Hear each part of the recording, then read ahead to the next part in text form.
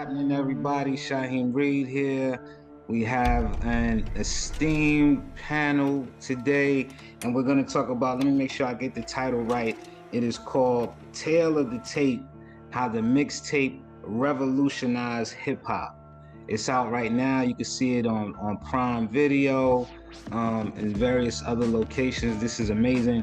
Mixtapes is something that's very near and dear to my heart. I actually sat down to do an interview for this doc a little while ago. So congratulations to both Kim and Malik just for having it out now. It's amazing. Thank you for having us. Yes. Thank you. I forgot you was in it. That's how long it's been since I screened it. No, it's amazing times, and it's so appropriate that this will be coming out right now because the climate in hip hop is really feeling like how it was really competitive when mixtapes was, at their peak. I used to love going to, me being in New York, I used to love going to, of course, Jamaica Avenue in Queens, my home borough, or going out to Canal Street or even in the Bronx or 125th, just trying to get the tape, like damn near like every other day, but definitely every week we have fresh material. What was it like for you guys putting this project together? I'll go first. I mean, man, this was a labor of love. If you know anything about hip hop, then you understand the power of the mixtape. If I'm gonna do a mixtape, it gotta be, like I said, it gotta be presented better, it gotta look better, the sound quality gotta be better.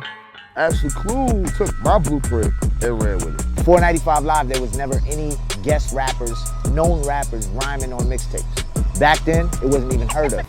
To be honest, we had an amazing time. This idea came about so many years ago. I like to say this idea came about in my youth, when I was in junior high school, figuring out how to get my hands on a Kid Capri mixtape. And then, years later, working in the industry, interviewing and, documenting different DJs and different artists, and how it always, seemed to go back to the mixtape of their start. It was like really important. So, this journey's been well over 10 years in the making, and it's been a great one.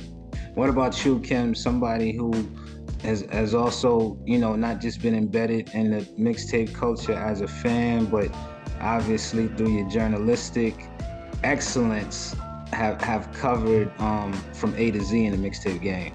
I think you hit the nail on the head, Shah, when you started naming all of the streets and the boroughs where you could actually purchase mixtapes from.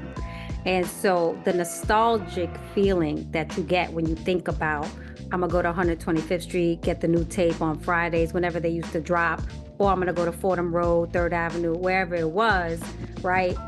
There was a sense of hip hop was still in this place of like where it's from. And I think that was what intrigued us about the mixtape doc. It was kind of going back and really educating the current hip hop fan that's online, that we can see obsessed with a rap battle, right? But really educating them on the history of how these things took place in our day. It was an exciting time, and it was, one of the great things about the mixtape game was the discovery, right? It was just like the excitement of, picking up the tape, or it was the CD, but we still called it the mixtape, and just reading the track listing and seeing who was on it this week, or and especially during the battles. I think one of the things with this Kendrick versus Drake, one of the things that makes it kind of extra special is that now that we're not in a era of the physical copies and everything is digital, just how fast these guys put stuff out, especially on that May 3rd Friday.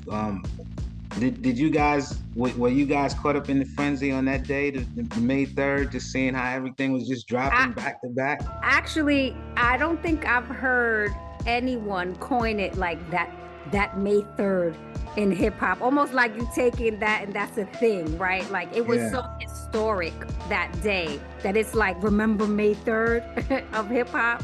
Yes. So I feel like that's the energy.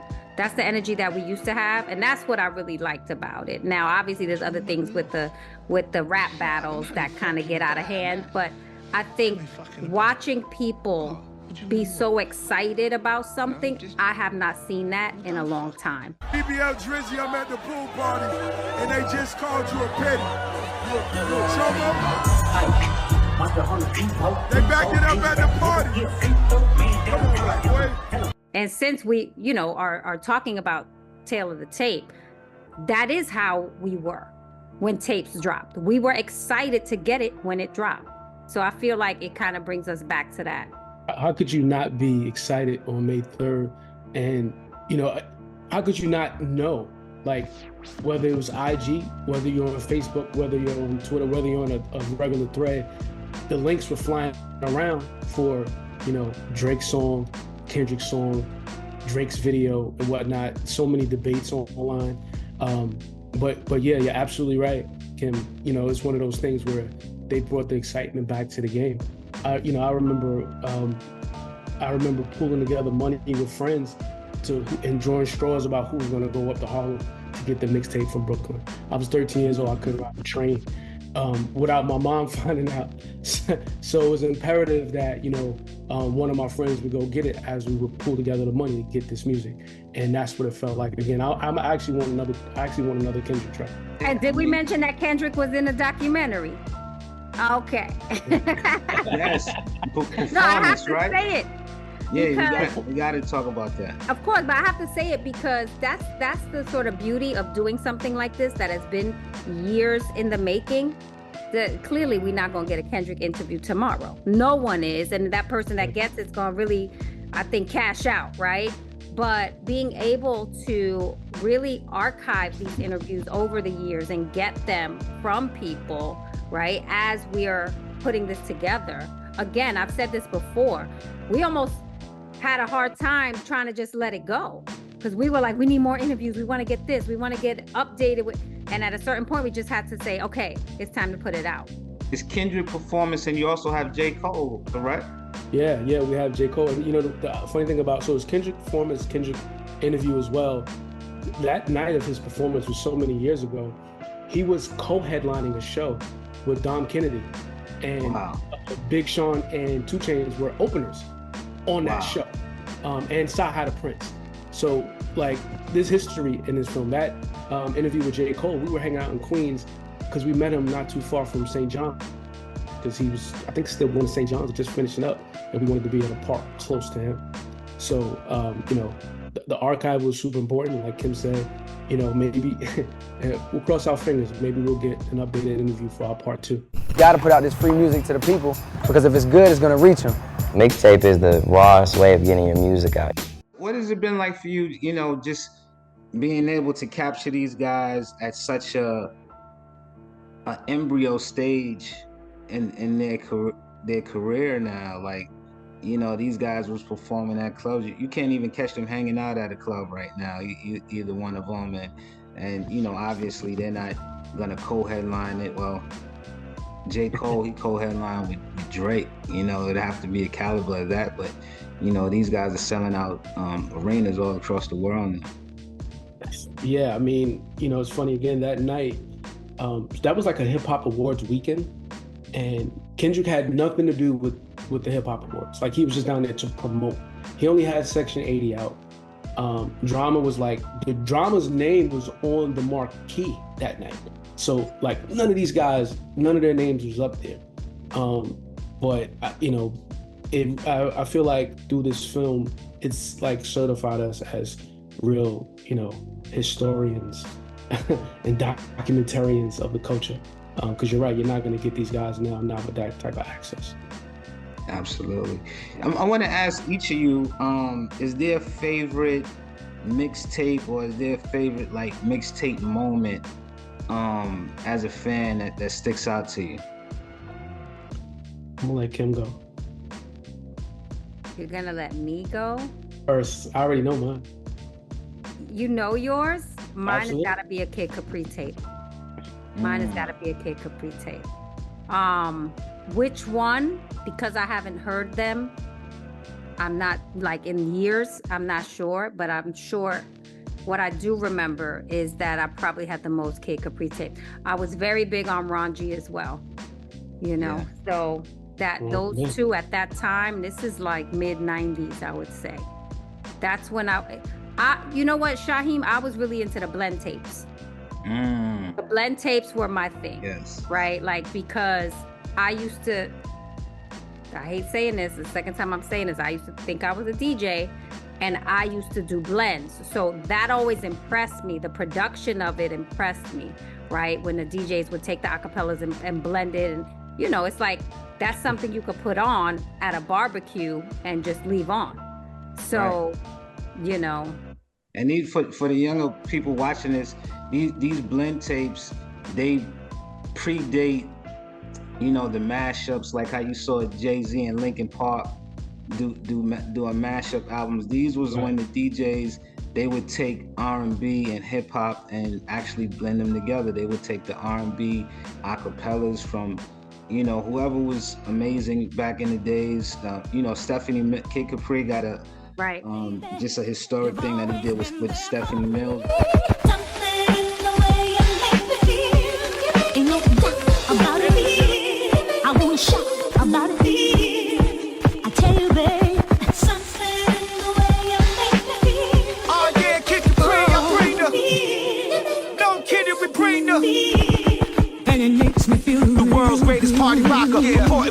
You know, it would be Stephanie Mills, New Edition, and they would blend it with these hip hop beats. You know, we would hear New Edition mixed with Milk is Chillin' or something like that. You know? Gregory Abbott. Every Queens DJ used Gregory Abbott. Girl, I Want to Shake You Down or Love You Down mixed with something. Yeah. And, you know, and Puff, he actually said that he was listening to these Ron G tapes, and these are the things that inspired him with some of his early remixes that he was doing back in the days with Jodeci and Wu-Tang Clan, and obviously this sparked Mary J's hip hop soul. I just saw Mary perform at Barclays. She was incredible, and you know the blending of hip hop and R&B actually just sparked legacy for a lot of artists these days. My favorite mixtape had to be Doo-Wop 95 Live.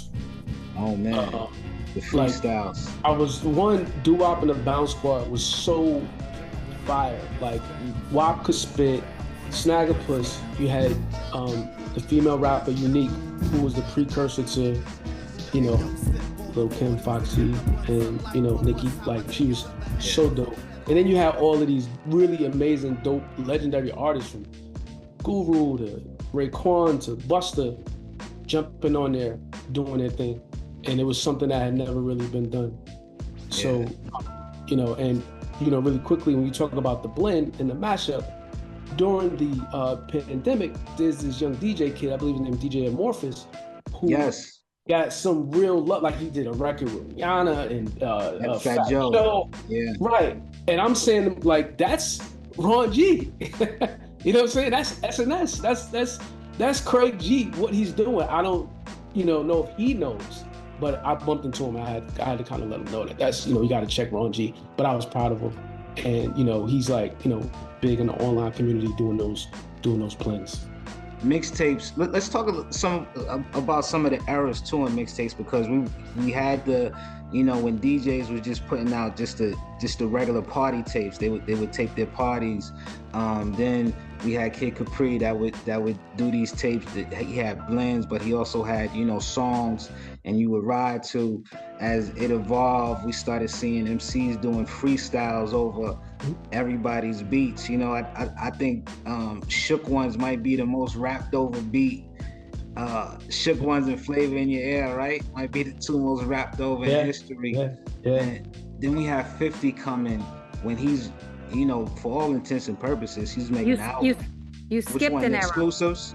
You skipped exclusives. Exclusives. That was like a 2-year period. And that's what really catapulted DJ Clue to his rise, right? Because it became, after the blend era, it became about who's going to get the record first. And that's what ended up selling mixtapes. And then you get into the 50 era.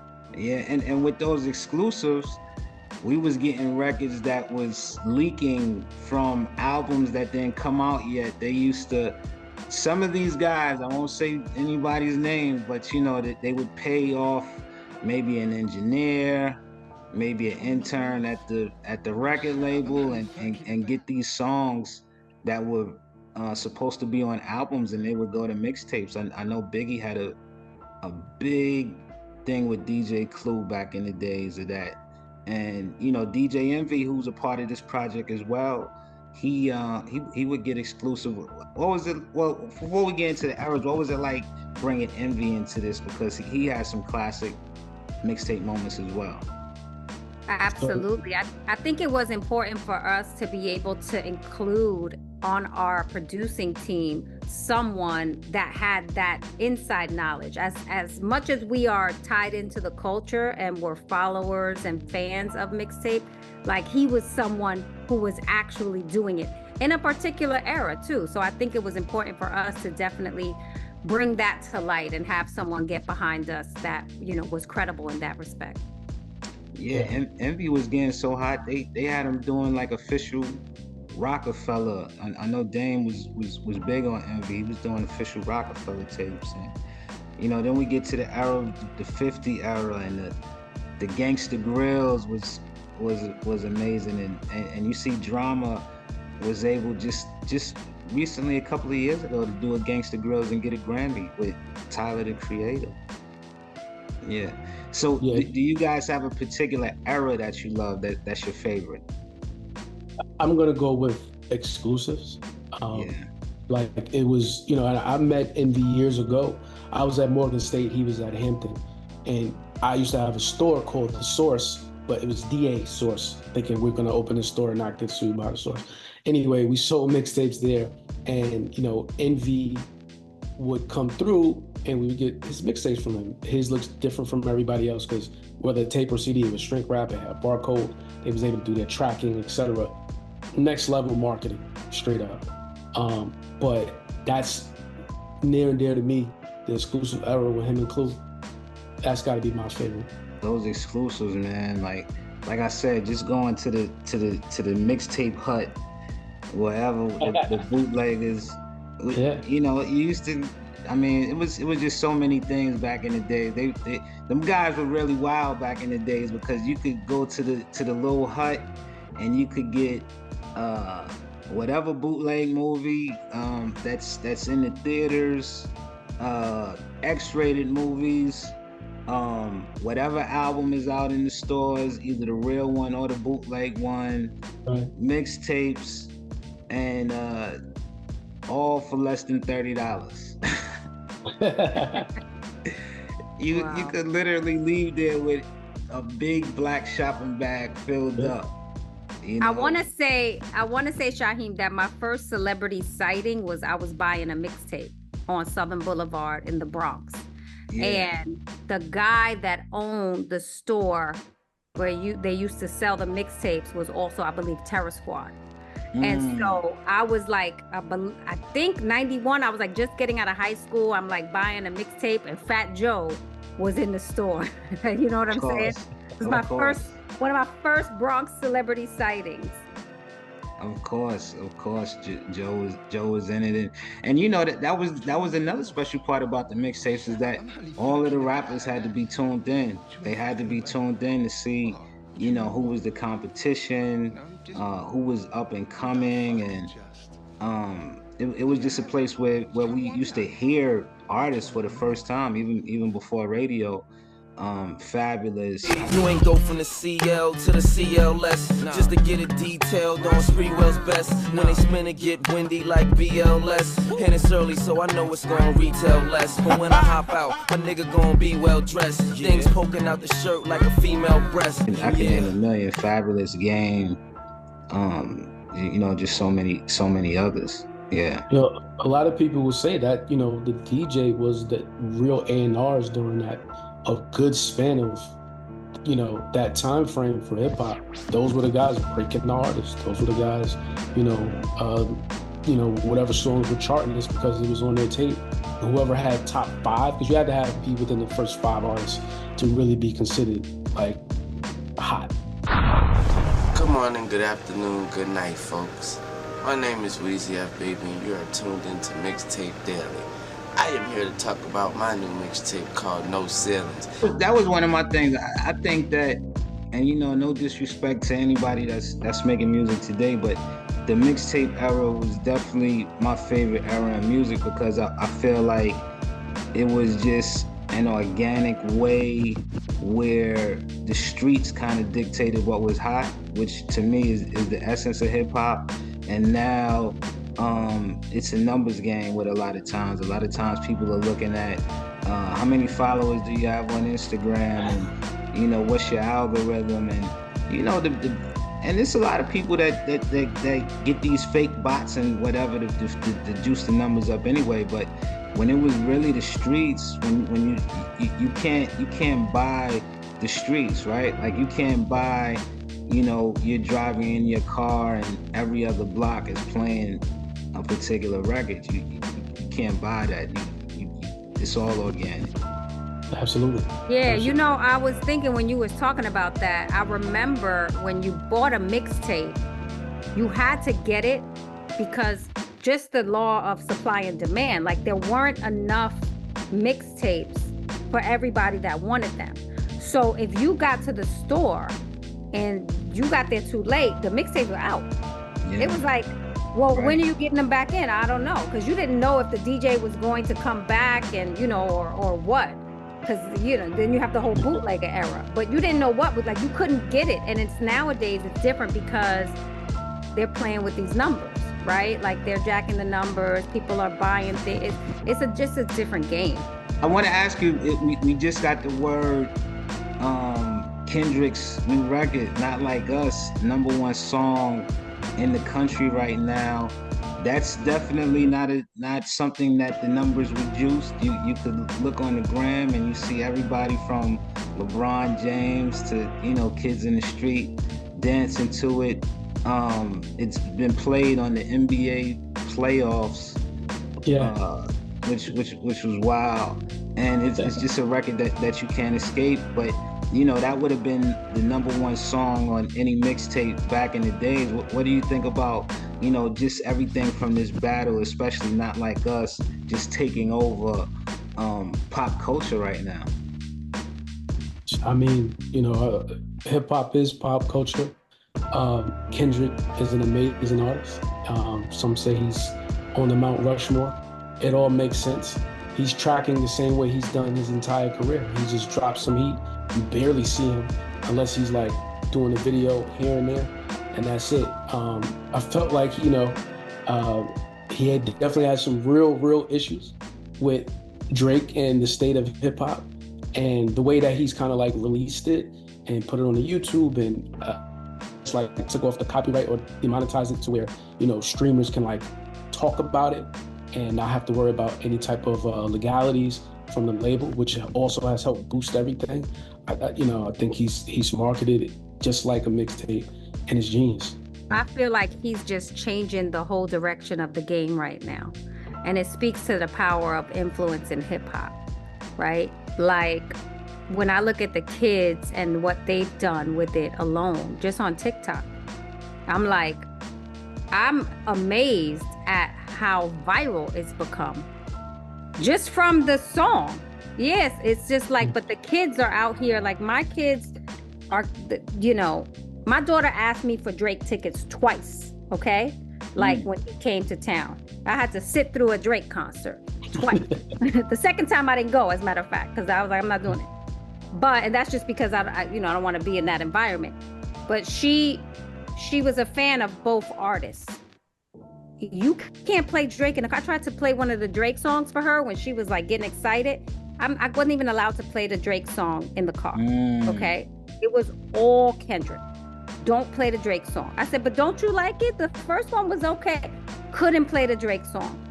So it just shows you just how easily the audience, you know, will just change direction and how fickle the fans are, right? I'm amazed at what has happened really like in the last 2 weeks. I'm really amazed. I think he's gonna change the way women like are on Instagram. Just in the whole BBL Drizzy, that whole viral moment, right? I think that's going to change. And I think the internet and the culture is gonna follow what they believe is the coolest. And right now, Kendrick is more authentic and more cool than Drake, and everyone's gonna follow suit. So I think he has a lot of responsibility on his hands, just in terms of driving the culture. It's amazing. Do you guys think that this is, you know, people say that this is the greatest battle that we've seen in hip hop? Obviously, we've had some pretty monumental ones going back to, you know, KRS and Shan, Ice Cube, NWA, Jay and Nas. And then we can't sleep on one that I think bar for bar was maybe the most ferocious was Beanie and Jada, both of my guys. But what's your take on it? Is this the greatest battle we've seen? To me, it's up there just off the, you know, the strength that they've been going back and forth with multiple songs. Like some of these artists, they're one-off, so they do 2 songs. But the way these guys, and they're hip-hop titans. So this can really, to me, only really be compared to Nas and Jay. So, but it's up there. If it's not number 1, it's number 2. I think I can't rank it like that. I think it's great, and I think that it's great for this era. But all of the battles to me are historic. But I'm also speaking from, I'm somebody who's talking that there was a club called the Powerhouse back in the day. It was $8 to get in on Saturdays. So we used to go there. And I was in that club and they played The Bridge. I don't even think I was old enough. They played The Bridge and The Bridge Is Over in a club. Wow. And it was a war between the Bronx and Queens in there. And people were fighting. You see me coming in, he dance with the flipper sensei. Down with the sound called BDP. If you want to join the crew, well, you must see me. You can't sound like Shan or the one Marley. Because Shan and Marley Marlin, my rhyming like the gay. Picking up the mic, man, them don't know what to say. So like, you know, the way that hip hop can influence the culture, you have to understand your responsibility and as an artist, right? Because, you know, there's a piece of me, I feel a little like, damn, people just toss Drake out like this right now. It's a lot of Drake tossing out right now. He just got off a big tour. Like he just did like multiple legs of a tour. That's hip hop. People said, oh, Kendrick was that good he was that ferocious in his lyrics and in his message and that authentic that he got people to really toss Drake out. You see people online going at it. And I'm amazed that hip hop still having the power to do that. So I think everything is like relative to the era that you're in. You know, we were there with the Jay and Nas thing. Yeah. In the thick of it. Yeah, you know? We was there. 50 and Josh still going at it. That's a different. There's rap battle and then there's just straight beef for life. It's just on site. That thing is on site. Listen, you know? I went to a Mary J concert over the weekend, and you know, 50 was on the bill, and the very first song that he came out to was Back Down. I said, man, I saw that. This guy is relentless. I saw that. I was like, really? That's not that big of a hit too either. So it was kind of weird. But, you know, I think that's the spirit of where hip hop is right now. Because I don't know if Carl tweeted this, that the numbers were up, not just on Kendrick and Drake, but the numbers are up on Ether and Takeover. The numbers are up on all of the battle records from, you know, the beginning of hip hop. Yeah, I hit him up. Making people dig. Yeah. No, this is amazing. So before we close out, what is something that you want a fan that maybe too young to have lived that mixtape era, what do you want them to take away? And what do you want a fan, someone like us that actually lived the era, to take away from the project? So I would like for everyone, and I say this movie is like Big Daddy Kane's lines, from everybody from 8 to 80. I want them to take away the knowledge and of what and the importance of what these pioneering DJs did for the culture, how it influenced the artists, how it influenced hip hop, how it influenced, black culture as a whole, because it's very, very, very important that they know that how each DJ was able to look back, use that other one as a foundation and blueprint, and add to it. And here we have a multi-billion-dollar business of hip hop that started primarily with someone like Brucey B at the rooftop. And we want people to remember what J. Cole looked like before the dreads. Did you see that? They said Tobias Harris. If people follow basketball, Tobias Harris. But they could be twins. I'm kidding. No, but I think Malik summed that up. It really is about educating the culture on the history and of mixtapes. And I do think that we have a responsibility. I'm really big on that. I feel like these stories and these narratives are changing like at a rapid pace, and people are getting wiped out. And we can't forget about what mixtapes and DJs brought to the culture. Yes, it was such a just a historic era. We got some of our best music. We got some of our best headlines. We got we've seen some of our best artists and executives all stem from, and DJs of course, stem from the mixtape era. So thank you to two of the titans in the game for bringing us this. Want to give a rest in peace to one of my favorite mixtape DJs, K Slay. Because his man, I used to love just hearing K just cursing in the background of all of these records. It was so much fun. Man, I'm tired of winning, man. It's not even fair no more. You understand? I'm retired, man. I can't take the top slot no more. Just such a great era. So everybody make sure you tune in. This is a part of the culture. This is a part of history. Malik and Kim, thank you for joining me today. Thanks, Sha. Thank you so much. And everybody go to tailorthetapefilm.com. You can find out how to stream it, and check out Red Summer TV for all behind the scenes updates. Congratulations. This is the culture. All right, y'all. Thank you.